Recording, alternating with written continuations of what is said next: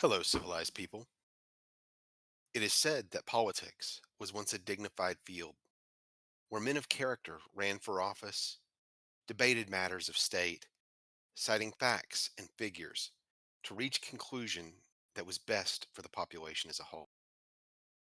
That these great minds set aside differences, putting aside their petty grievances with one another, and came together in brotherhood for the benefit of a nation. Of course, the people who said this clearly know nothing of politics. But there was, not too long ago, a day and age when at least the people who helped candidates win campaigns seemed to make intelligent decisions. Competent people would steer frequently incompetent candidates in a direction that would make them at least somewhat popular. There was a day and age when advisors would insist that candidates not display their weaknesses publicly. But now it seems that we have entered an age where taking efforts to try and win elections are no longer necessary, at least in the eyes of consultants, to winning elections.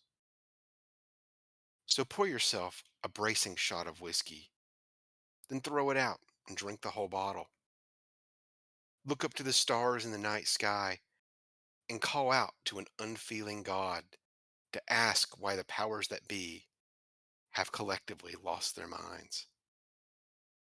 And take some painkillers as the mental gymnastics needed to make the world make sense are likely to cause mild to moderate discomfort and possible brain damage. Because today, on the Goths in Rome podcast, we are going to be discussing the absolute insanity, which is the 2024 presidential campaigns, and the fine art of becoming the most disliked presidential candidate in recent American history. Hey Colton, how you doing today? I'm doing all right. It's pretty hot. How about yourself? I mean, you're in a desert. But yeah, I'm not doing bad, man. I'm not doing bad. So I think we kind of got to start out by saying, do you agree with the statement that Trump is the front runner at this Mm-hmm. point? According to all polls I've seen, yes. Yeah, like at this point, um, and whenever we consider this, keep in mind that you have such strong Democratic bastions in certain states that specifically California and New York, where you have very large populations and they are very heavily favoring one party or the other. That even if a collective poll releases that shows a Republican and Democrat tied in popular vote, that generally would result in a very heavy electoral win for the Republican just because of how the electoral system is structured. The and the fact that you know you can get a lot of votes in California, far more votes there than in a bunch of other smaller states, and you know, then the Republicans probably going to sweep a ton of those less populated, more agricultural oriented, I guess, states, more rural states. But yeah, so I guess he is ahead in the vast majority of swing states, and the the only two that you would really consider to be swing states that he is actually behind in are Wisconsin and New Hampshire, and he's behind by 1 point in Wisconsin. And Wisconsin reliably underpolls Republicans by about 7 points, so we can probably throw in that one too.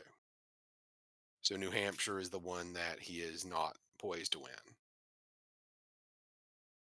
Meanwhile, the same polling is also showing that he is with 10 points in New York. So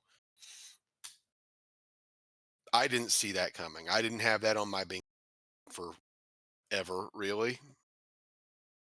What about you, Colt?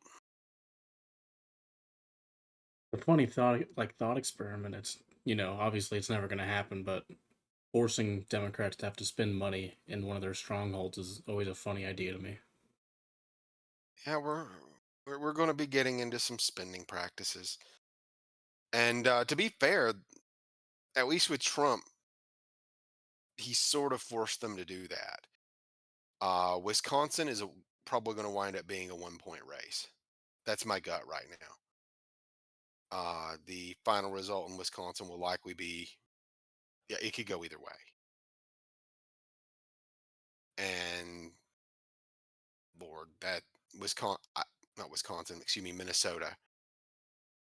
But Minnesota is a reliably blue state. You would not expect Democrats to have to campaign,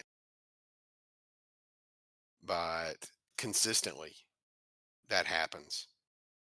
And honestly, if you consider Trump has always overperformed there, and with it being this close, it is entirely possible that Trump wins Minnesota as well. But that's not really the focus, I guess, of today, is it, Cole? Not at all. So, all right, folks, I kind of want to start out with a disclaimer because, well, we've said this before. Colton and I are professional political consultants. We are nonpartisan, and we do pride ourselves working for candidates and organizations, regardless of party affiliation, or at least the ones who will pay to retain our services. I mean, we don't do we don't do crap for free. But obviously, like everybody else, we do have our personal politics, and no doubt everybody listening does as well. But we strive not to wear them on our sleeves or to let it influence our thoughts on matters or what we present to our listeners. We don't hold, the same animosities toward parties or candidates that many people that don't work in the industry have. Uh, in some cases, it's just because we come from a world where we can understand the decisions. In some cases, it comes because, we met them, we know them. But, in some cases, just think of it like, we don't like this person because they are it, we come from a world where we can dislike a political candidate because they're, a shitty boss. That's not the case in this situation. But I think I speak for both of us in that I want to apologize in advance if anything we say in this video seems partisan in any way. It is us critiquing the state of affairs based upon our own professional experience. It is not a reflection of personal politics or anything of that nature. But with that out of, but with that being said and that out of the way, what the absolute fuck is wrong with the Democratic Party? Colt, Just off the deep end lately. what what the absolute fuck? Uh I mean, you know, I just want to. You don't have to look much further than the current primaries and the way that those have played out to sort of get a grasp of how this is going. First off, in opinion polling, their top of the ticket candidate, Joe Biden, is less popular than Jimmy Carter, and we know how that played out with Reagan. Pretty spectacular. Next off, you know, just looking to primaries, and we didn't really touch on this before, but a while back when we were still reviewing primaries because they were somewhat relevant. There was an American territory. I don't remember offhand which one it was, but Joe Biden, as the sitting president, lost that primary. Fun fact, Colton, did you know that is the first time in American history where a sitting president has lost a primary? Oh, that's an interesting fact. I didn't know. That is the first time where that has happened. Now, keep in mind, if you are a sitting president, it's not abnormal to just, not have primaries. It's just the general assumption that you will be running again unless you step down, which was sort of what LBJ did back in the day. But in all of this, and what dumbfounds me is that whenever these numbers are presented, the campaign doesn't make a stance of, oh, vote for me because this. They I know it's stereotype, but they basically just revert back to orange man bad. And that's not really carrying any weight. Like at at this point. Colt, like, do you have any thoughts on that? I can give you some examples of just things that they are just openly ignoring, if you like. Well, I'll just say that it's been, we didn't have full orange man bad until, like until after the 2016 election, right? That is correct. So, since 2018 midterms, Democrats have been running their elections off of anti-Trump. And Yes. I mean, unless I'm really bad at math, seems like it's a bit long for that to be the message. And let me put it like this: it's not a winning message. No. The Some little tidbits in this, as it stands right now, you can you can comfortably bet with reasonable odds that Trump will win, if not Hispanics, Hispanic men. That's bonkers. For anybody that doesn't follow politics that much, that is bonkers. Uh there the It is almost certain at this point that Donald Trump, as a Republican, will carry more of the black vote than any Republican since LBJ signed the Civil Rights Act.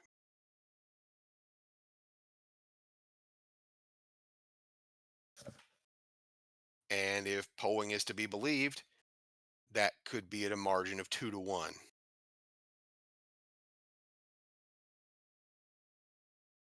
Like we are getting, like that alone is disaster territory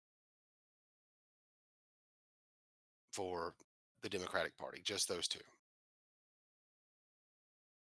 But just to give some understanding, and now that we've got a bigger picture of the primary, what we are seeing is that you have,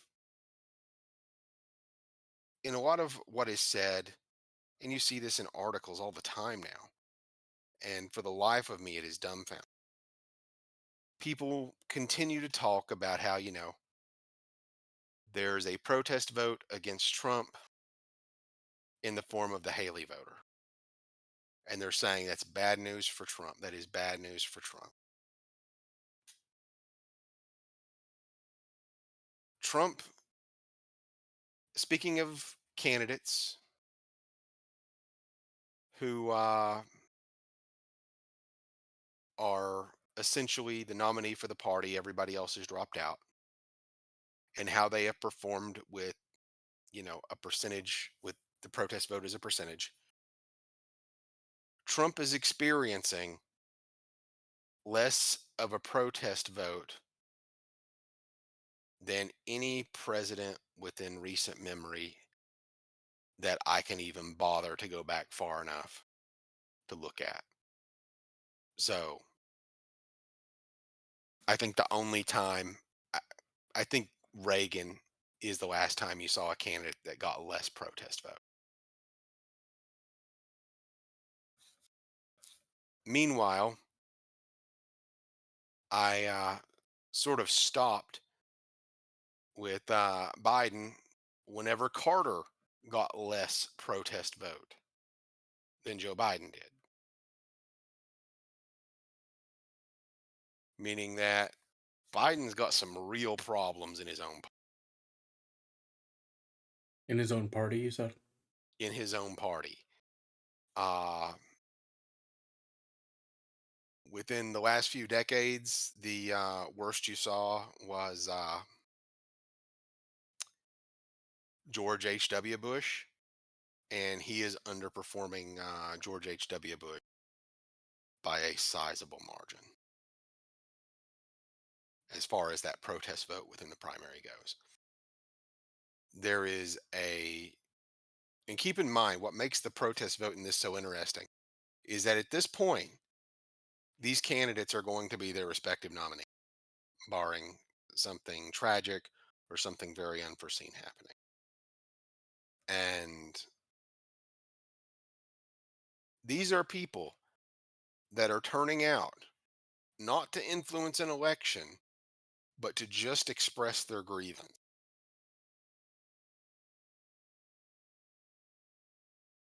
Now,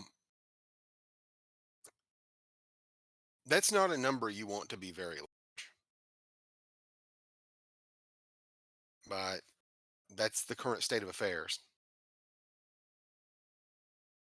And instead of addressing this, it seems like the Democratic Party just kind of wants to pretend it's not a thing that's happened. Or have I missed something there, Colton?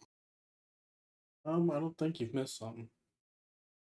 I've seen very little conversation. Right. So, as it stands, the primaries were over well more than a month ago.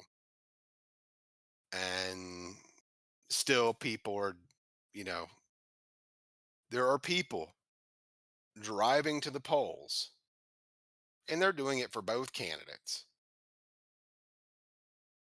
But the people that are driving to the polls expressly to, you know, flip the bird at Joe Biden are doing so at a rate on average of about double that of Trump, which, yeah, that's a good thing for, well, that's a good thing for Trump, to say the least. So, yeah, at this point, we finally had enough of the races to garner something of value from the primaries as far as the dissatisfaction of the public. Now, of course, this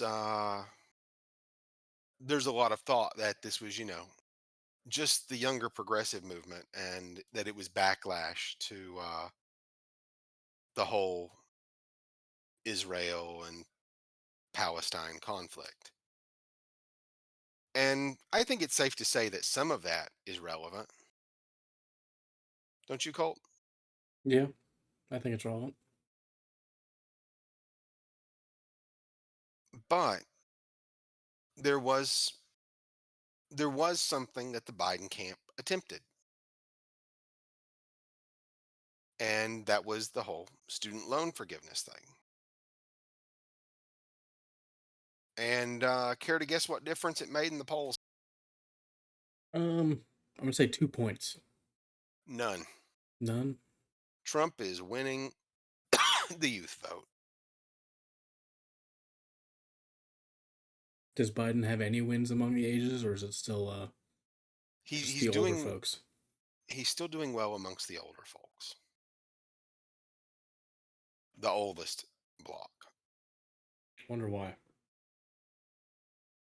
I don't know. Maybe they find him relatable.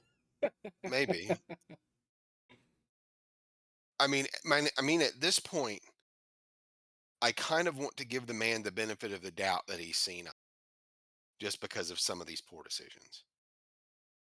But there's a general rule in politics, and a lot of people don't like hearing it. Those that younger crowd that fairly, they don't reliably vote, but when they vote, it's reliably Democrat. The progressive movement. One of the things that a lot of people forget is that they are incredibly fickle. They are, one, the most unreliable block of voters, and two, they are the most. Would you call it like purity driven, Colton? Yeah, they do a lot of purity spiraling. They do. And so, it doesn't matter. Student loan forgiveness didn't really move that at all.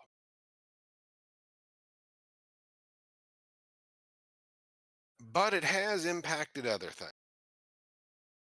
As it turns out, there have been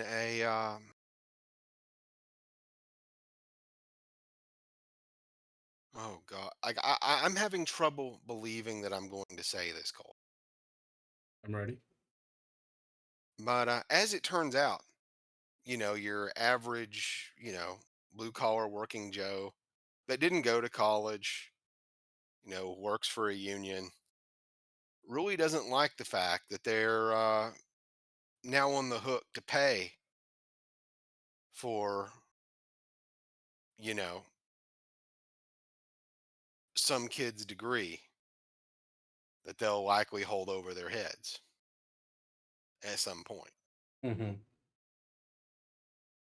So that's actually seen some approval drops again for Biden among that category. And the part that I'm shocked with is that it almost appears likely that a lot of labor unions are actually going to quite possibly endorse Trump. I'd be surprised if they did that. There have been a lot of union who have been very forward about the fact that they individually support Trump. So I have to assume it's coming. I have to assume it's coming. But that would just be completely staggering. But still, that, if you read the room, that's what it looks like.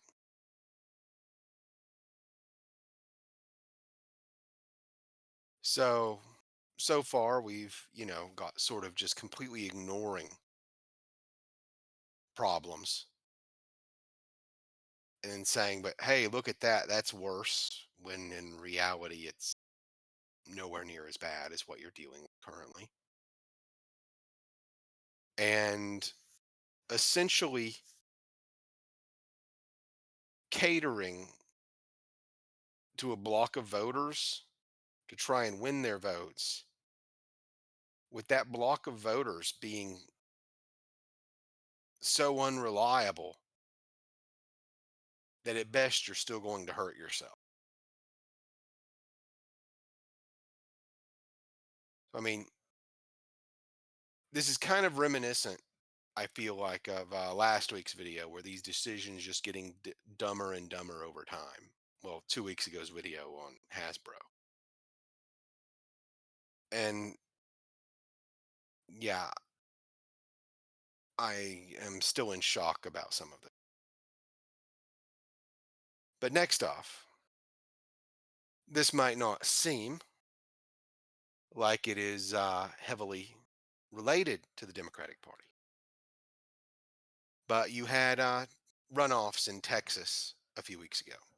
Well, actually, not a few weeks ago, earlier this week, I believe. Late last week, I believe. Hmm. And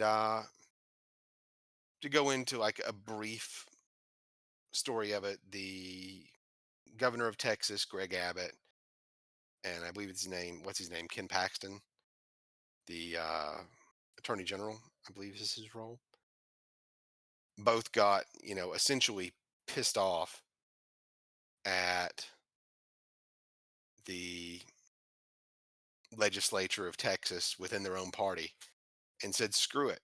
I'm going to endorse candidates and have them campaign against you and get you kicked out of office. Now, in these cases, you are looking at more George Bush esque Republicans being ousted by Trump esque Republicans. And as it turns out, well, I believe it was about 22 or 24 races in total that happened. The Bush esque Republicans won two of them, with virtually all of the others being incumbents that were unseated by the efforts of Abbott, Paxton, and to an extent, Donald Trump. Now, you might be wondering why this is coming up in talking about things that just absolutely confuse me about the state of the Democratic Party. Well, the reason is because a number of the Bush esque Republicans, now that you have, the Trump wing is ascendant within the GOP, if you will. You have a lot of organizations that generally donate more to Democrats, investing a lot of money in those Bush esque Republicans to keep them in office. And generally, despite outspending their competition, the more Trumpian candidates wipe the floor with them. And in the two races they won, one of which we'll go into a bit more, but in the two races they won with very narrow. A win is a win, but that is a lot of money to get through a runoff primary. And those candidates are going into the next section very weakened. So any goodwill that those groups got by donating to that candidate are likely not going, they might not translate to legitimate success. So I know you were following one of those a bit more closely. Care to go into that one, Colton? Yeah, of course. So more notably, and it wasn't within the Texas legislature. It was for a congressional house seat, Texas 23, I believe. There was Tony Gonzalez versus the gun YouTuber Brandon Herrera, and it was a five-way race at first in the first wave of the primary vote, and I think Tony got 48 or 47, something like that, and Brandon got like 28 out of a five-man pool. So then those two went to a runoff election, and Tony Gonzalez beat Brandon Herrera by around 400 votes. And Tony Gonzalez was endorsed by Tony Abbott, or is it Greg Abbott? My Greg bad. Abbott. Yeah, Yep. by Greg Abbott and the actual Speaker of the House came in and campaigned on his behalf. And for So all of that to happen, to then only win by 400 votes and outspending his opponent 10-1 is a crazy, crazy moral victory for Brandon Herrera. But there are really no moral victories in politics. there are very few. There are very few.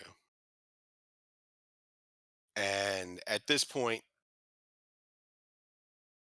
that candidate will have to, they were much more of a moderate Republican. I don't even want to say moderate. At this point, you've got essentially two parts. You've got your Bush Republican, you've got your Trump Republican. And if you outspend your opponent to that level and you still just narrowly scrape by, while you were in office, you were essentially going to have to legislate skewed toward that other way, at least somewhat, just because if you don't, you're out the next time. Yeah, and I believe he spent over $10 million Yeah. in a primary and a runoff primary, which, unless his camp has very deep pockets, that shouldn't leave him with a lot for his actual race. I to my understanding, he's got a lot of very wealthy donors. I'm sure he'll be fine with money. Hmm. But if you're that weak against other Republicans, you're going to have a hard time turning those Republicans out in the primary. Or in the Now, general. in the general, and admittedly, this his district is in along the Mexican border in Texas, the northwestern area around El Paso. It's a very oddly shaped district. I will concede, but the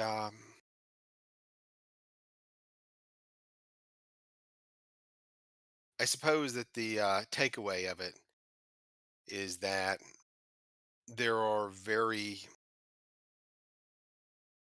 the GOP is very much trying to clear itself of the I guess at this point what they'd call Bushism. Yeah, the neocons. Um, and credit where it's due there. If that's what the voters want, if you view the Trump wing of the party as being, sort of the answer to the progressives of the left, that Trump wing is doing a far better job of reining in the other half of itself than the progressives are of reining in the neoliberals. I'm not exactly sure what to call it. I'm not sure that's entirely a term, Yeah, but no, still, I don't think it's a one for one exchange there. it's not really. But that's a far more complex conversation. But anyway, so you have seen a lot of Democratic organizations, not the DNC itself, but PACs and other entities that contribute to campaigns that generally overwhelmingly contribute to Democrats, contributing to Bush Republicans, which that's money that the DNC will not have in the November election. So you are seeing some money kind of being squandered now, which is not a good sign.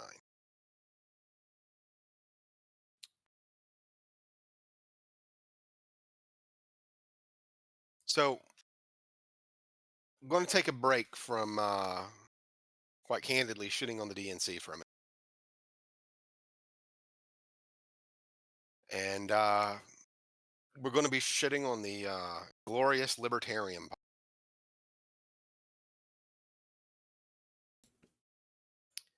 Sorry about that, folks. Slight technical difficulties. Anyway, back to shitting on the libertarians. And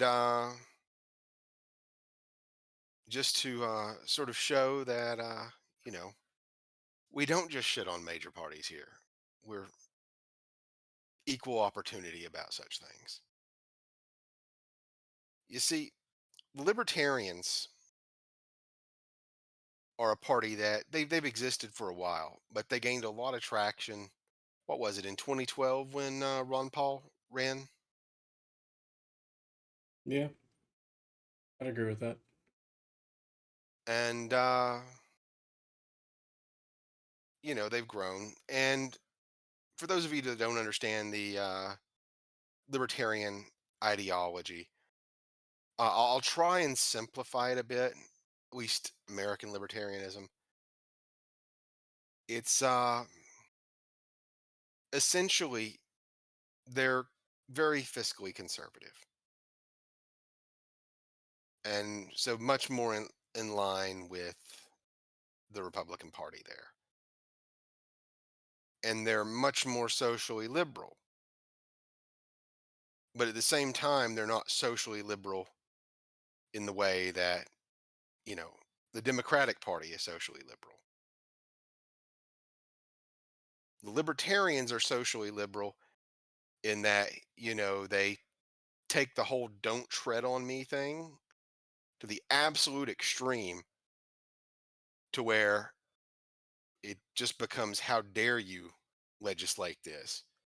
Where in the Constitution does it say that, three gay men can't marry each other and defend their heroin plantation with nuclear weapons? And if you ever get a chance to go to a Libertarian Party event, again, I wholeheartedly encourage it. I know I've said that before in a video. It's a blast, or at least it used to be. You see, there was a slight change in the Libertarian Party in 2016 when Gary Johnson was their candidate. Now, obviously, during that year, Johnson did not really have a great shot of winning. No third party candidate really has since Perot. And, well, he very much tried to appeal to the disenfranchised Bernie bros. And credit where it was due, it was successful. The problem is that the people it drew in weren't really libertarians. They were just progressives who had joined the Libertarian Party. And so since then, Trump has sort of built a lot of inroads with the Libertarian Party. In fact, he sort of threaded a needle that at least I personally never thought I would see threaded. That being a candidate that could win both libertarians and evangelicals. You just never see that. They're basically the polar opposite of each other. They butt heads a lot. The libertarians and the warhawks don't like each other. The libertarians and the evangelicals don't like each other. They've got, the same sort of view on finance, but everything else is just, not there. But in the same way that the Trump wing of the Republican Party is ascendant, the libertarians, the progressives within the Libertarian Party are ascendant. And in all the polling that we have seen, Colton, what is the number one issue that voters care about right now? Immigration. And is it because they want, open borders or closed borders or more closed borders? I mean, you know the answer. Like, I know. They do you like really need me to play along for this bit? Do you really people need it? people. Yes, I want to feel validated, Colton. All right. Validate me. They want the closed border, sure. Excellent. Yeah. Good lad. I'll let you out of the basement this week. Now, yeah. And what is one of the things the Libertarian Party is wearing as a badge of honor this election cycle? That's right. They are running on open borders. And again, just going to throw out some professional experience here. In a race, if it's like a state house race or a local election, if you are running as a Republican, one of the first things that you will do upon declaring or at least upon, winning a primary, is go and meet with the libertarians. The reason being is that you can frequently negotiate with them. And, if you concede some things to them, throw some money at the party to help them run for a smaller race where they have better odds, where, it's a nonpartisan race, they'll frequently work together. On the Democratic side, they do the same thing with the Greens. Um, it's not abnormal. It very much builds a working relationship between those groups, as the Greens are essentially disaffected Democrats, the Libertarians are disaffected Republicans. And sweet mother of God, this year, because of the state of things, RFK, Biden, and Trump all went and made a case to the libertarians. Well, Trump got booed off stage. Biden, I didn't see. Well, he didn't get booed off stage. He kept speaking. I mean, the man's no stranger to, I guess, adversity in the political arena. Uh, RFK was reasonably well received. Vivek Ramaswamy also spoke there, and he was very well received. So, maybe that's a thing for the future. But either way, Trump has offered the libertarians an olive branch, which is candidly very generous given how small the party is. In that he has promised to place a member of the Libertarian Party on his cabinet.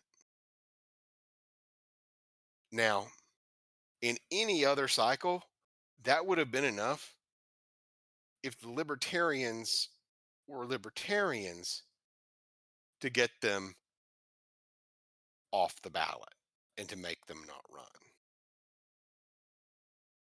But the libertarians decided that they were not, and instead put forward a progressive to champion the Libertarian Party. Now, a progressive libertarian is something of an oxymoron. Uh, I mean, Colton, by all means, please feel free to expound upon that. Well, in terms of just not wanting government interference, I don't see how it could be not. I don't see how they're, mutually intelligible. I think that could be a thing, you know. Uh, the end goal, maybe, but libertarians don't want government, Mhm. whereas the progressives generally want government to solve problems. Yes. Like that's where it's like completely opposite. Like the means are so different that those means collide spectacularly. Mhm. And that's kind of the point there, where they are like it's kind of an oxymoron. Uh Libertarians don't tax anything. Progressives tax stuff and provide health care and do this and that. And it's like they are very much vastly different ideologies. But we sort of had to go in that to really push forward to the next problem for the Democratic Party. It is that you have West who is running, who will draw more votes from Biden than from Trump. You have Jill Stein who is running, who will draw more votes from Biden than from Trump. I don't see your average, Trump voter voting for a Jill Stein. you had RFK, and despite all the media talk that he was going to pull more votes away from Trump than Biden, nope, he's pulling them away from Biden at better than a 3-1 margin. And now you have Chase Oliver, the progressive who is now the candidate of the Libertarian Party, who is running as a progressive. And no doubt, in all likelihood, you're not going to see a libertarian vote for them. A Libertarian Party member, sure, but a, philosophical libertarian, you've taken all the third party options away from them now. Their option's pretty much Donald Trump, unless they live in a state where, they can get somebody else on the ballot. And still, one of the things that has yet to be talked about it within the DNC is how Joe Biden is going to contend with four third parties essentially running to nibble off whatever they can of his already relatively bad poll numbers. Not ideal. It's not like,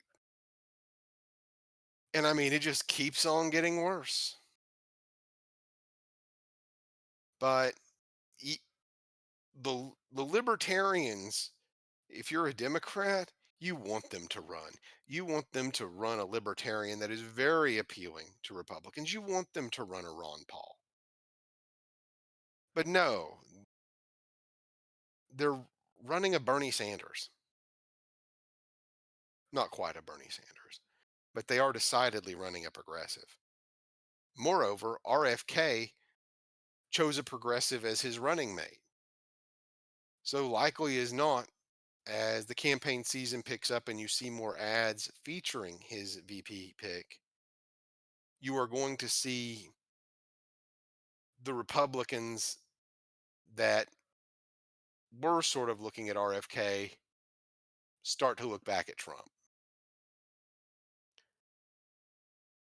because Republicans and progressives, not the best friends.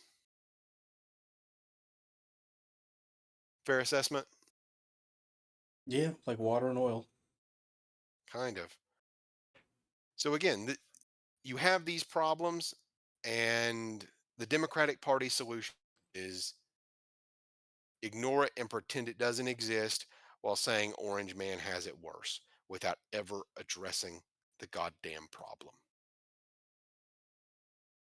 And at this point, like just speaking as a professional, what the hell do you do? I mean, at this point, I'm not sure that they're just. I mean, they're not doing anything. But is there anything they even could do?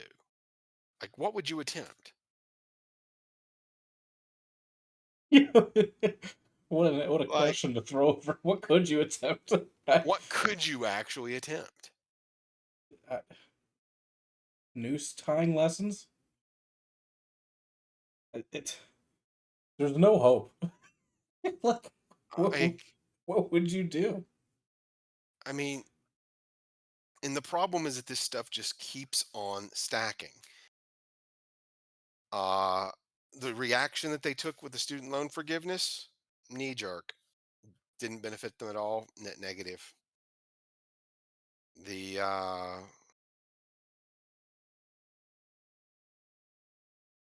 Yeah, this is bad.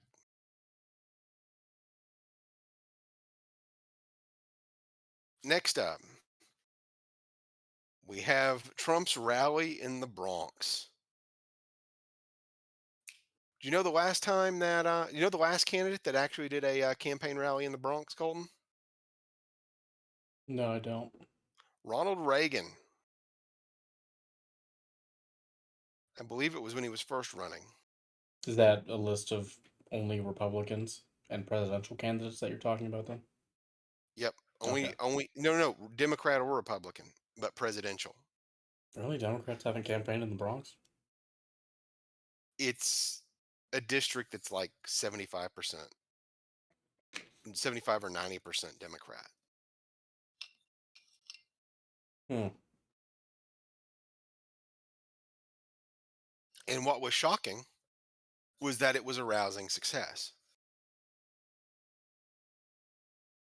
The There are numbers related to it that are accurate, there are numbers related to it that are inaccurate. The reality is probably nobody knows exactly how many people were there. Within the venue, the park itself, capacity was capped. But I've seen a lot of pictures of an aerial view, and the sidewalks for full city blocks were packed with people trying to get into this. I've seen estimates as high as greater than 100,000. And if that is the kind of response Trump is getting in the Bronx, you have a problem. And you know what you don't do? If your voters are looking at Donald Trump and you're a Democrat, Colton, What? you don't call them whack jobs and lunatics, which is what the governor of New York did. Huh. Because when I think of things that would make me, change what I was going to vote for, name calling is, right up there with a number of things that, aren't really going to get much attention from me. Like they can't even debate on the issue. And a lot of what is being said just comes off as very insincere. Yeah, it But reminds me of the whole basket of deplorables thing. yeah, but going back to what you were saying earlier, Trump appears very poised to make Democrats have to defend what should be seemingly reliably blue states. I mean, I don't think there's a snowball's chance that New York actually flips. No. I I do I sorry. do think that there is a good chance that Trump being involved could cause a lot of down ballot chaos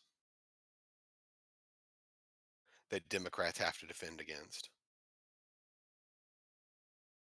Yeah, I think that's far more likely than Trump actually winning New York.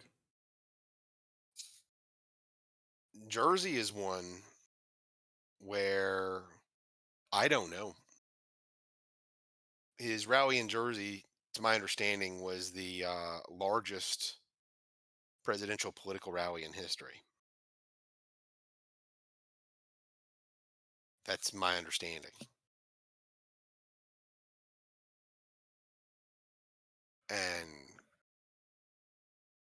certainly he's drawing people from Pennsylvania there. Hmm. But that being said, we've mentioned, Ed Durr before. Ed Durr ran as a Republican. He was a truck driver, unseated a candidate who had spent something like 15 million over the last few election cycles holding onto his seat. He was the Senate president of the state Senate president of New Jersey, a Democrat, and Ed Durr spent like $200 The donut and he man. unseated. Yep. His entire campaign budget was spent on printing signs that he created on Microsoft Paint and spent at Dunkin' Donuts. So yeah, it is possible for like a Mr. Smith goes to Washington kind of thing, except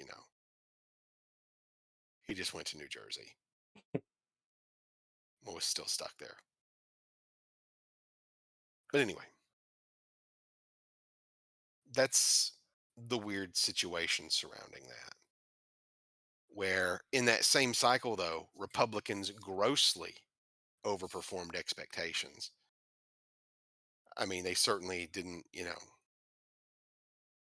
claim a majority in either house there, but it was far closer than what Democrats were likely expecting, and it was way too close for comfort to take into consideration given the current situation for the DNC.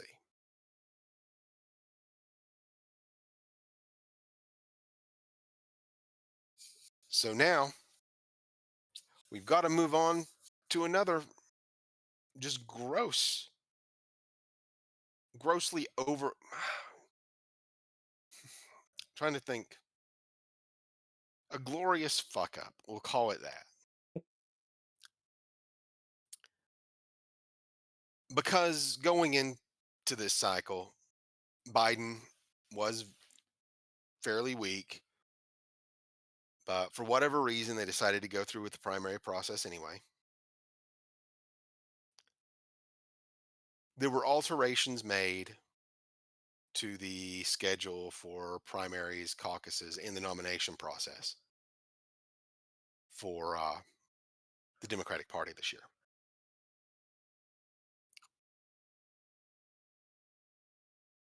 And as it turns out, by the time that Biden is declared the nominee for the Democratic Party and can actually be put on ballots, the cutoff date to get onto Ohio's ballot will have already passed. Meaning that as it stands right now, Joe Biden will not actually appear on the ballot for the state of Ohio, barring some shift in state law or state regulation.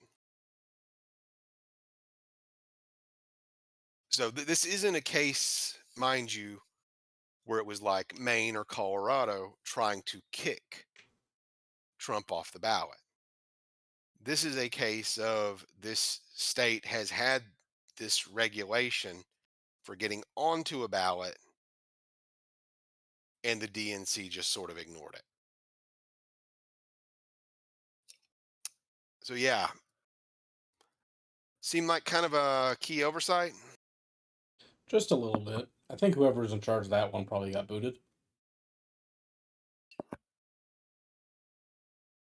Rightfully so, in my opinion. I, I've honestly not heard like this kind of decision would have come from very high up, and I've not heard of any high-ranking officials getting the boot. Now, to be fair, and I don't say this, lightly, Joe Biden was probably not going to win Ohio. I think it is safe to say that Trump will probably win it by in the neighborhood of 10 points at least. You agree with that? Yeah, but now he can probably win it by a lot more. Yeah, but if you win it by one vote or a million, you still get the same number of votes. But this is again, this isn't a case of, oh, we're going to, not let Biden run. This is a case of the DNC's schedule completely ignoring laws for ballot access in states. So another what the fuck.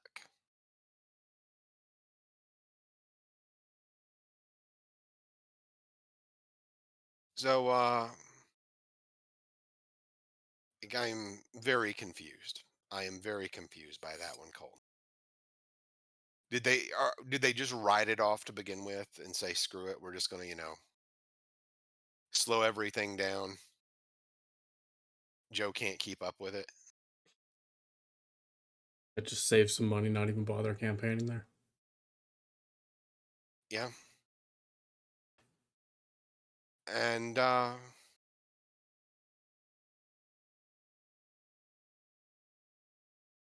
Yeah. So moving on, we've got what is arguably the most comedic aspect of this election cycle, which is the debates.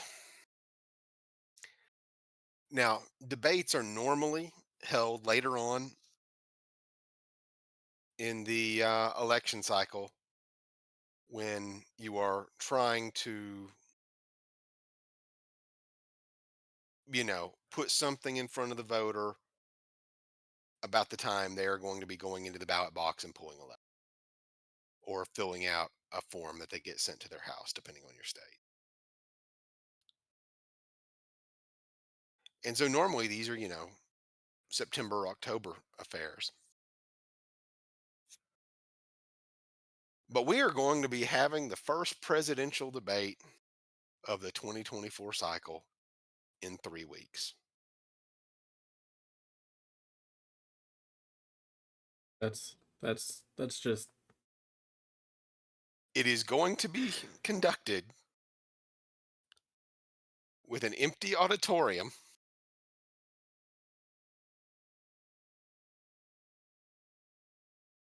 by CNN, a network favorable toward Biden. So a Biden friendly network, certainly not, a Fox News. It is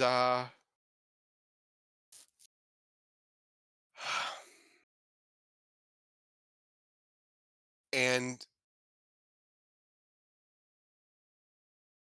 I don't like speculating, but in this case, I feel like I would be remiss not to throw this out.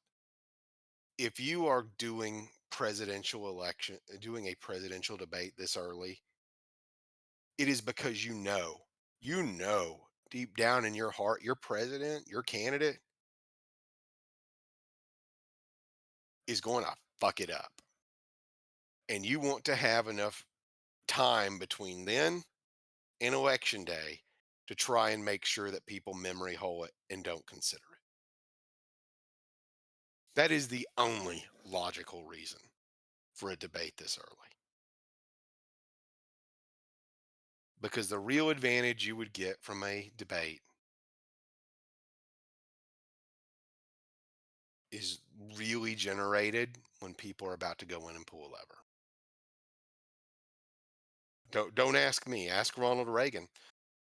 When he was running against Carter, believe it or not, that race was pretty much neck and neck right until the end. But right in the end, the debate from the moment that debate happened to election day, that debate had about a 7 point impact on the race, which favored Reagan. And that's how you wound up with that rather spectacular victory. So yeah. So Colton, answer me this: if a debate occurs in an empty auditorium with a network mediating it, whose own internal polling shows that only about 32% of the American people view them as unbiased or at least somewhat unbiased. I didn't get the full data on that one. I can't imagine why they wouldn't want to present it. But debate, empty auditorium, mediators from an outlet that 68% of the US population view as biased.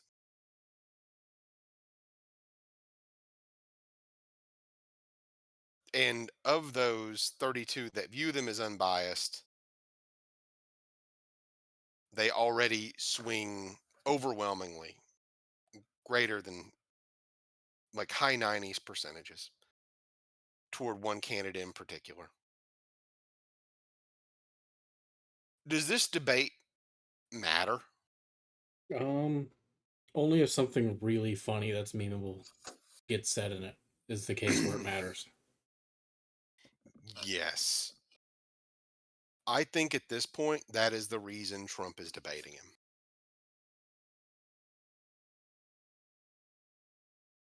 Because there are a lot of things you can say about Joe Biden, good, bad, indifferent. But one thing that nobody says about Joe Biden is good debater or good public speaker. The man is a gaffe machine, and that's a direct Obama quote. Like, I don't get it. God, I So hope he no, says no, something hilarious. like at this point,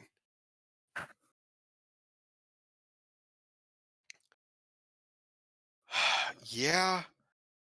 I mean, I think we've gotten to the day and age of American politics where it's no longer, oh God, I'm optimistic that the future is going to be great. And instead we're just like, oh, well, I hope the next bad thing that happens is hilarious. Yes. But yeah, so we're apparently getting two debates. One now, one I believe is actually going to be in very early September, still with like 2 months to go before the election, which is very, still again, fairly early for a presidential debate. And there's only going to be two instead of three. And God, that it's going to be a dumpster fire, Colton. I That can't debate wait. is going. That debate is going to be a dumpster fire. Oh my God. I just want to see the like the cocktail of drugs that they have Biden on. Yeah. Like I've known. I've never met Biden. I've met a lot of people that have met Biden. And one of the things that I've generally heard a lot is he should be, at home with, like his grandkids, retiring and no longer doing this. And the general consensus being that, like, no, no, why is he here? And I got to admit, he's making a very good case for why the hell am I here? Yeah. Because, I mean, whoever's advising him isn't helping him. He's not helping him. He has quite literally, according to polling, become the least popular president in like American history. Well, in recent history, I think LBJ was possibly less popular than he was. I think, I honestly think Nixon was more popular than him after Watergate. I, it's staggering, man. Like, this is a fine art of sinking to that level of unpopularity. But he found a way. Well, it kind of begs the question, though, right? Like, we joke about it, but is it possible that we're just way more polarized these days? Instead of that, he's done something that deserves so much hate,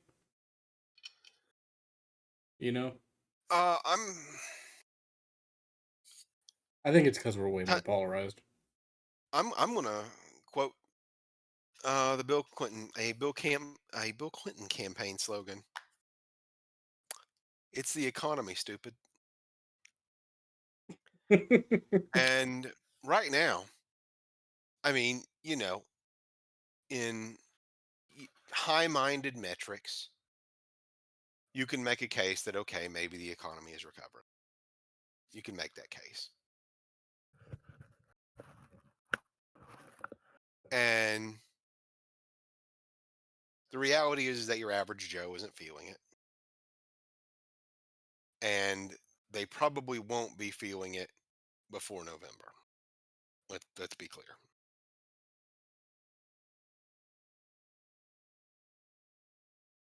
And the Democratic Party's answer to people saying,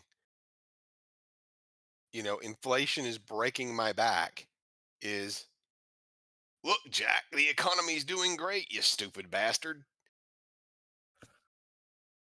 How is that going to help them? Gotta blame Corn Pop. Gonna blame fucking corn. Oh my god.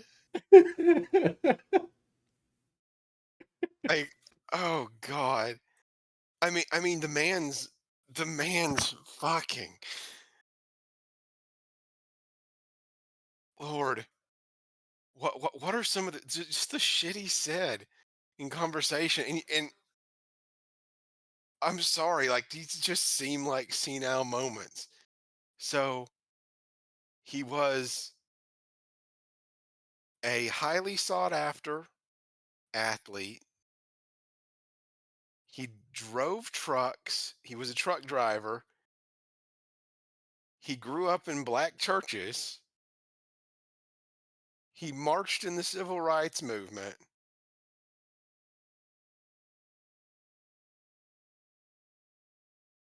He I want to say at one point he said he like helped rescue Nelson Mandela from prison.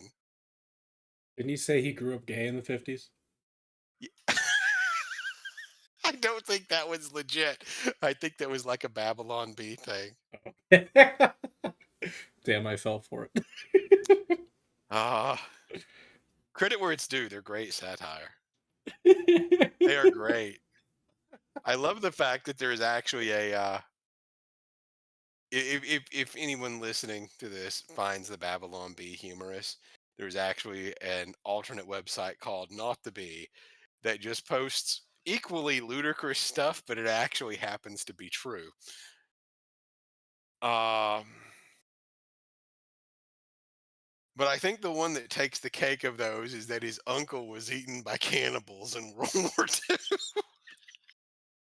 II. Like something you tell your grandkids for fun. like his plane went down in Guinea, and he's like, "Oh, God, it was cannibals." What the fuck? Oh God. It's like these they seem like senior moments. I mean, I, I recall my grandparents, saying, weird shit later on. My grandmother more so because my grandmother developed dementia later in life, which at this point I'm not convinced Joe Biden doesn't have dementia.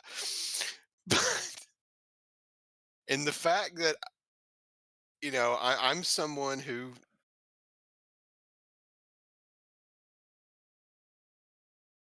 I'm not openly hostile to either party, not at my core. And this is what they're giving me. He might not have dementia. He might not have He dementia. might not have dementia. And I mean, and I just find it funny because they try to say, "Oh, but Trump this." It's like, no, no. Like I can sit and watch this man for give a speech, and then I can sit and I can watch Biden, and in the and Trump's speech will go on for 2 hours, and he'll go completely off of a teleprompter. Meanwhile, Joe Biden struggles with the teleprompter, stumbles off stage, and he turns around and starts talking to the people behind him. Like I have serious questions. Serious questions.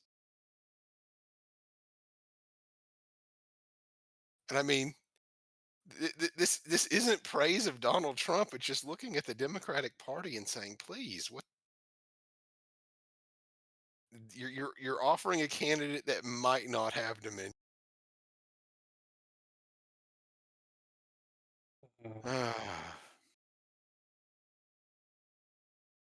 But anyway, They do have something now that they can, you know, throw at Donald Trump. They finally got the ammunition they needed, Colton. Did they get him on Oh causing an boy. insurrection? Well, they didn't gain. They started whenever Orange Man Bad didn't continue to work in the polls, as you know, seemingly the whole party platform, they went to Orange Man Insurrectionist. And they And surely they got him on that though, right? nope, nope. Turns out that really didn't carry much water either. What about the election interference thing? The election interference thing, well, as it turned out in that case is going to be on hold. Hmm. And because well, apparently what was it? The prosecutor and the district attorney were sort of like banging in the broom closet. But you know that mugshot. Mm-hmm. Well, turns out that backfired. Went up in the polls. Mm-hmm. Then they had the first trial in New York about fraud, where I don't want to go into too much legalese on it, but suffice to say, the governor has had to come out in New York and say, no, we only prosecuted Trump for this. We won't prosecute anybody else for this. That's not a good look. That's not a good look. When you've got, like Mark Cuban and Donald Trump do not like each other. They they've had like a fairly public feud for years now. And when somebody who dislikes you that much and is openly a member of the opposing party speaks out in your defense because what happened was so anti-business that it is staggering,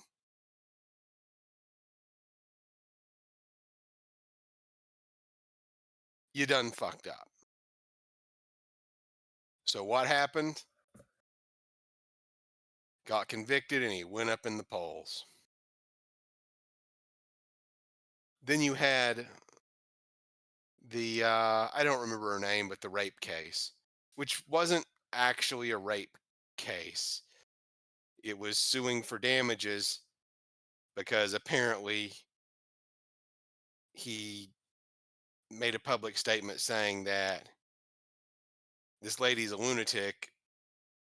I've never met her before. And she then apparently, then the state actually altered laws to extend the what's the term for the duration during which you can file suit for a crime, Colton? Statute of limitations. Mm-hmm. To extend the statute of limitations so that she could sue him, being bankrolled, having her case bankrolled and paid for by Democratic donors, not to prove that he, had raped her. That wasn't even part of the suit. The suit was that in denying it and calling her a lunatic, he had caused her, severe damages. And what happened when he did that? He goes up in the polls. And then, just a few days ago, you wind up in a situation where, yes, Trump was convicted of 34 counts of, what is it, falsifying business records, something like that. Mm-hmm. But, and again, this is not my term. Even people on the right and left are using this phrase, novel legal theory. being that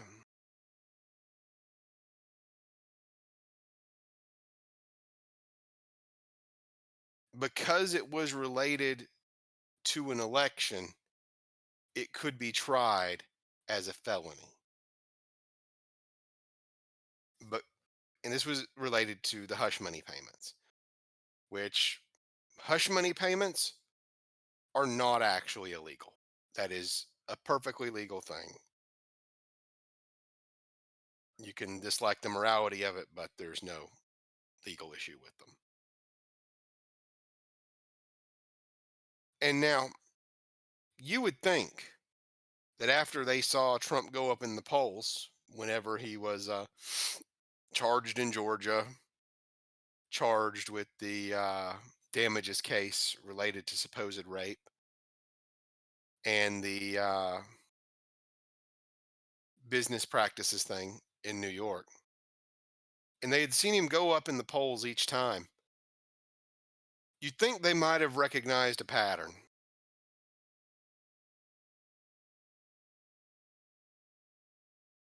But they didn't recognize a pattern, did they, Colton?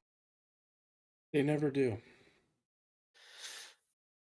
Like, this is the kind of thing where if you are Joe Biden and you are seeing this, you pardon it. You be like, no, stop this, stop this. But they didn't.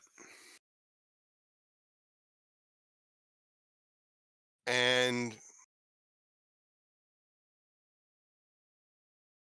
the area where all of this looks bad,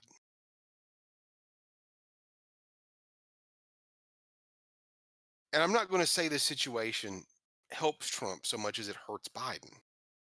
Again, this was a decision that was made,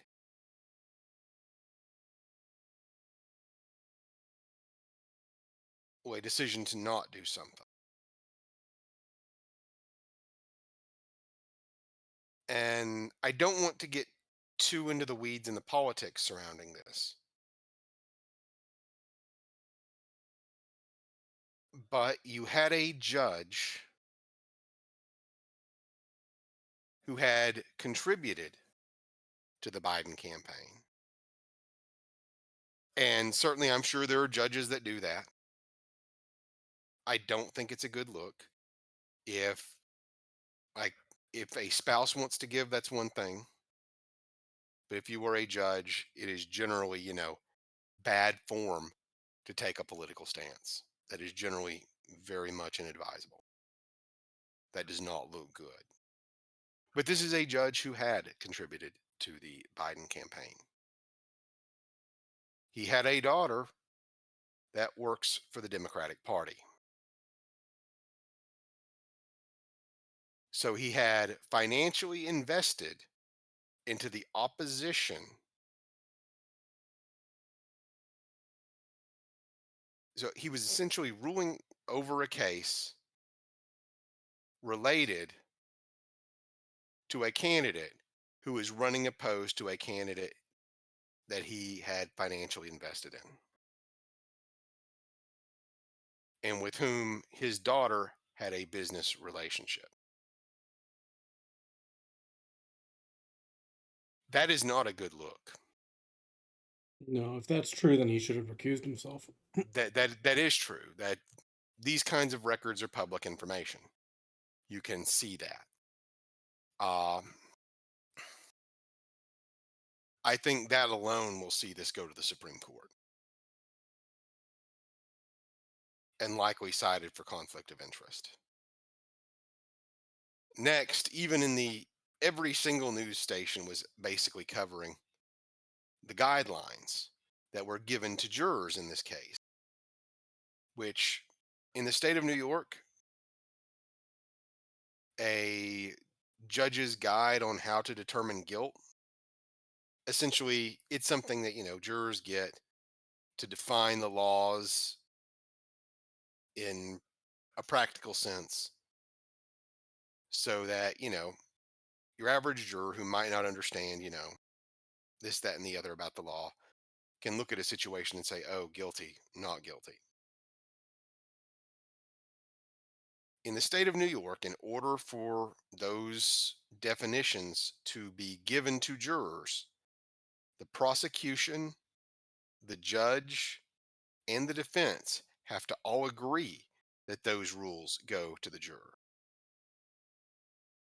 Trump's defense said they should go to the jurors. The prosecution and the judge deemed that they should not. And what makes that staggering is that because of the complexity of the case, it was 50 pages long. And they were essentially just reading it out to them,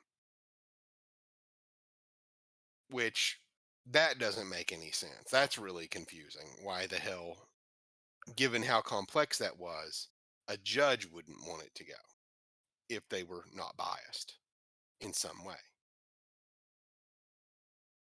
or wanted them to be misconstrued. Prosecution, I get. Next up,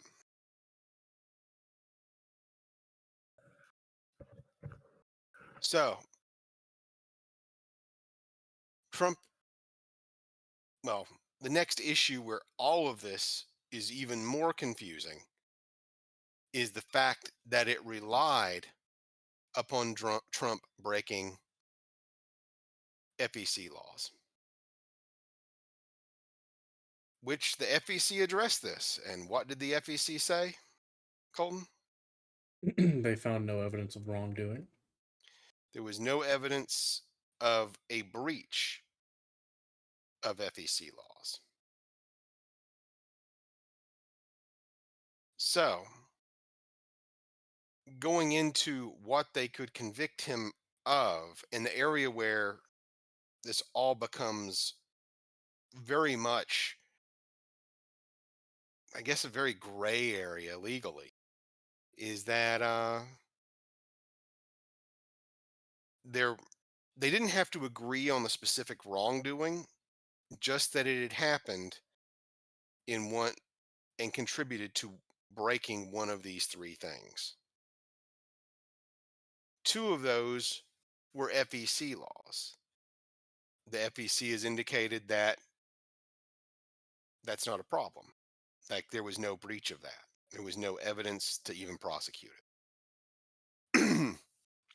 So essentially, with two of those, this relies upon the state bringing forward a federal crime, which a state cannot do. Only the federal government can bring forward a federal crime. So two of those are out. The other one relies upon New York statute, but that statute applies for candidates running for office in New York.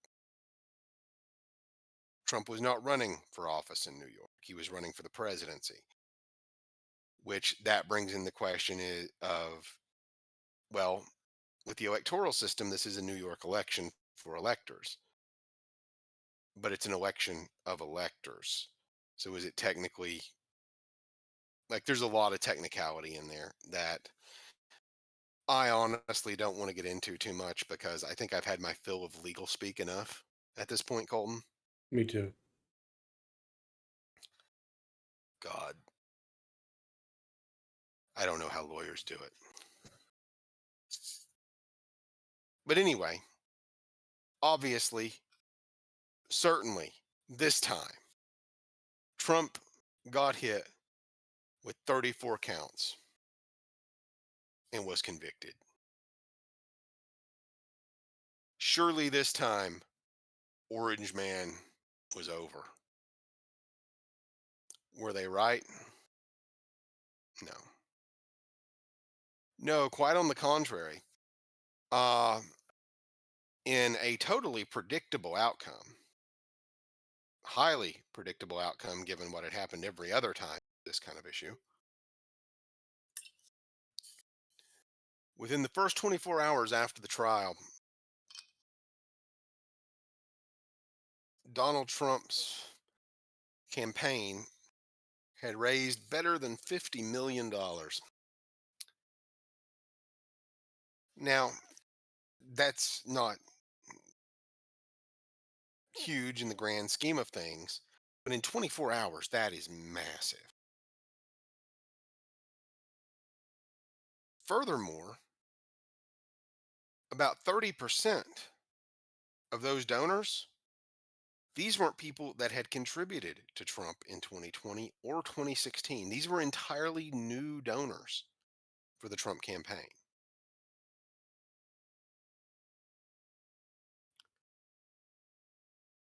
Over the course of the next 3 days, 200 million in total was raised through small dollar donations. And what is quite staggering is some of you who listen might be familiar with Sheldon Adelson. I believe he was a casino owner out in Vegas. I don't remember the specifics. I know that he's bankrolled some projects that we have done work for in the past, but I don't know terribly much about the man. But he passed away, I believe it was in 2020. And his wife has since given $300 million in light of this verdict to the Trump campaign. That is a massive donation.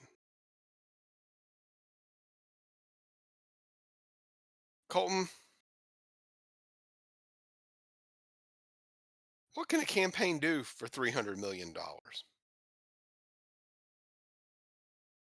Do for or do with? Do with.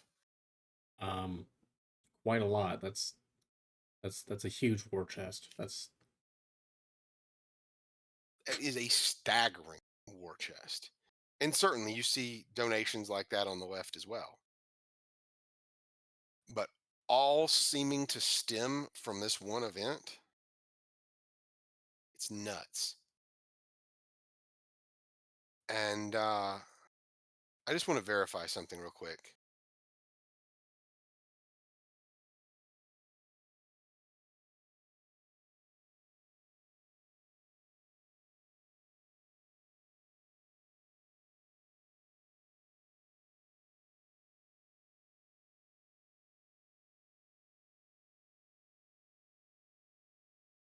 I'm trying to verify.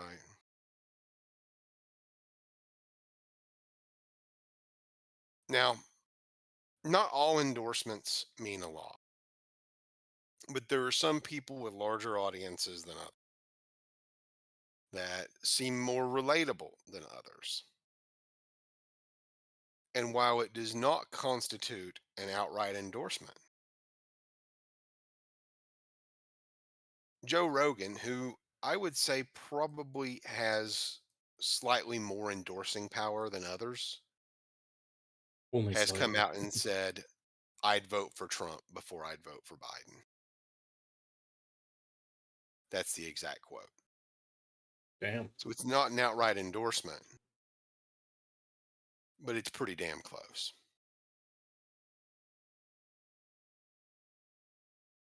The fallout of this has been immense. While, you can argue whether he did it because of it or not, Joe Manchin has left the Democratic Party, meaning that the Democrats, unless I'm mistaken, the Democrats no longer have the majority in the Senate. Hmm. But Joe Manchin is also retiring. And there is real talk about him pursuing a nonpartisan political career because he wasn't necessarily hated by the right. He was liked by a decent portion of the left. He sort of navigated it well enough that, you can make a case for him as a nonpartisan. You can. It's hard to really point to anybody else you can do that with, though. So credit where it's due. But the fallout of this just keeps getting worse. And honestly, All it would have taken was a phone call from the Biden camp to New York and say, "Hey, look, you know how we arraigned him in Georgia and, that shit backfired? And you know how, you prosecuted him twice in New York and that shit backfired too? Well, maybe you should just refrain from that for a little while." So, Colton, excuse me, honest opinion. If you are the Joe Biden campaign right now, what the hell do you do? And creative outlets, find a way to cope. You got to keep Like, focusing on what's healthy. like at this point, I'm I've always been skeptical of it. But there's always been talk, oh, they're going to replace Biden on the ballot. They're going to replace Biden on the ballot. And that's usually something that comes from the right. And I don't treat it with a great deal of credibility. But at this point, do they have any other option? Or at least by the looks of it now, all things staying the same. Do they have any other option with any other candidates? Also, no. I mean, I I'm just saying that do you think they would be better off if they switched candidates? Nope, I think they should keep riding with Biden What's your reason for that? because no Like, one give else me is any better. to an extent I think you're right. I think that you've had I mean, Kamala Harris is less liked. If Kamala was on that ticket, Kamala is less popular than Joe. She would immediately just have all the same problems and probably worse. Hmm.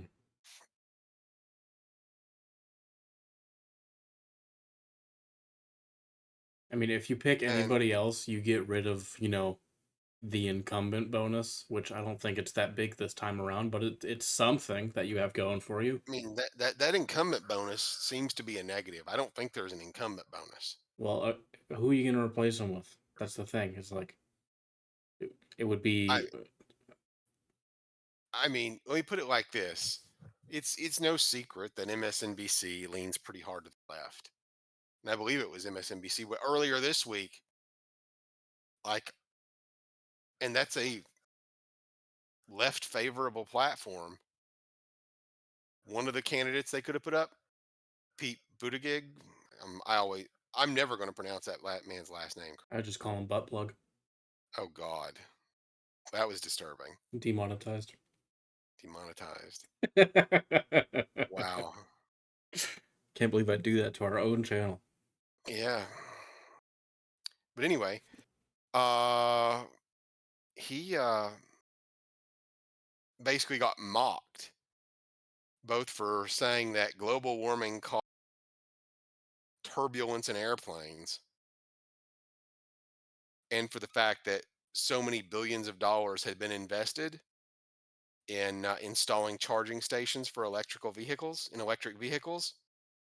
and that a whopping 7 have been put out so far. So the man's been eviscerated. Not much to run on, and that's very easy to eviscerate. Uh, Gavin Newsom. Gavin Newsom, arguably the least popular politician in the country. Yeah.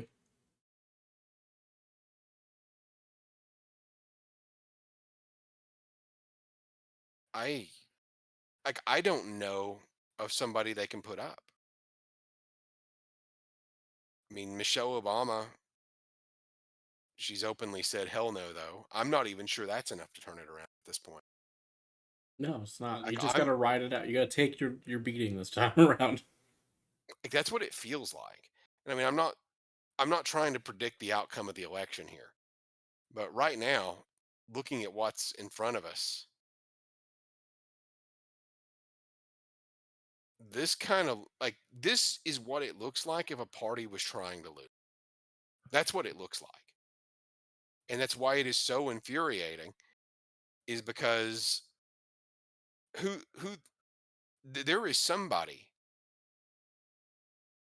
that, there is somebody sitting in the White House or in a DNC office somewhere that is, and there are probably a lot of somebodies that have seen all of these things happen.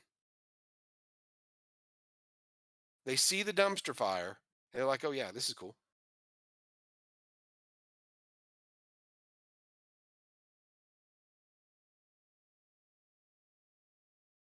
Or, I mean, I get it. We sort of have a history of making fun of people within the parties themselves. Hmm. There's a habit of people failing upwards. It's a recurring theme that we have encountered. I'd like to think, Colton, that you and I are a bit too competent to work for the parties themselves. You'd think. I mean,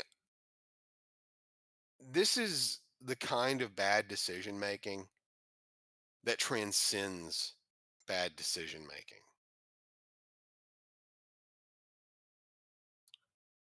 I apologize that, I don't have better words to define this because, well, throw in some thoughts, Colton. I'm sort of dumbfounded still the more I think about it.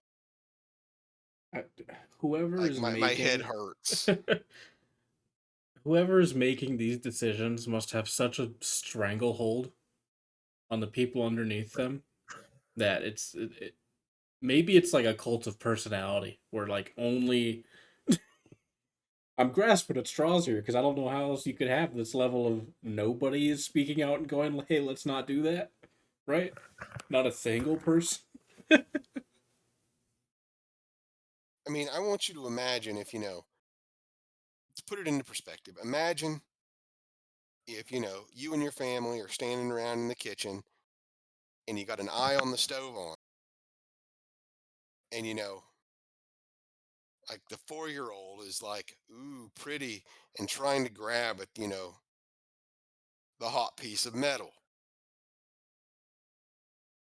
And your entire family is just standing there saying, yeah, this is cool.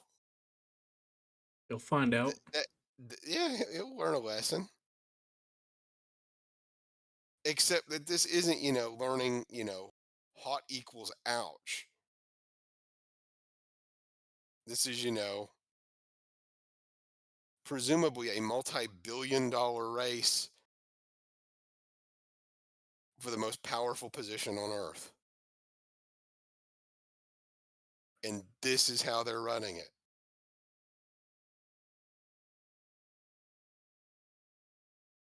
Oh, God, Colton. Maybe it was just someone's turn, you know? Like Oh, they God. whoever rolled the dice this year, they rolled and they did, everyone went like, "Oh no, you rolled this person to run the DNC." And they're like, "Yeah, but tradition's tradition. We got to go with it." Yeah. Like, I'm wondering what kind of insanity is going on there. Because at the rate things are going, I'm not sure it can be fixed.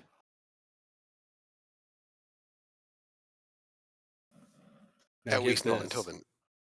What if What you it got? gets worse rather than fixed? What if it just keeps getting worse? Um, I mean, in that case, it would be entirely possible that you would see the kind of decline that followed Carter, and you would see the Democrats not really all that competitive for, about a decade. Because even right now, most people running for office nationwide as Democrats are really distancing themselves from Biden. Like that, people aren't touching that. They don't. That is a bad brand It'd be like, I don't know, if you were driving, in NASCAR and your the company that was your sponsor was, I don't know, known for selling orphan meat. Not a It's good look. going to a good cause to feed other orphans. Yes. It's called recycling. Oh God. Ah, well. Let me see. I believe that more or less. Oh, I guess there is one other thing I do want to touch on, and it's just to sort of put it into perspective as a counter. Currently, on the flip side of this, Trump has largely consolidated the GOP under Trumpian Republicanism versus instead of Bush Republicanism, and fairly successfully.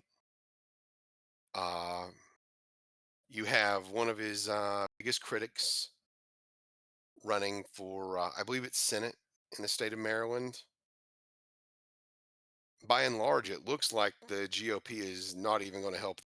See no reason in investing money in a candidate that's not going to vote with them, which is, I guess, a fair assessment given how ascendant that wing of the party is. And like it or not, that's a smart move. That's money that can be invested in a race that is much more reasonable to win somewhere like a Pennsylvania. Well, possibly not a Pennsylvania, but in Nevada, in Arizona, something of that nature.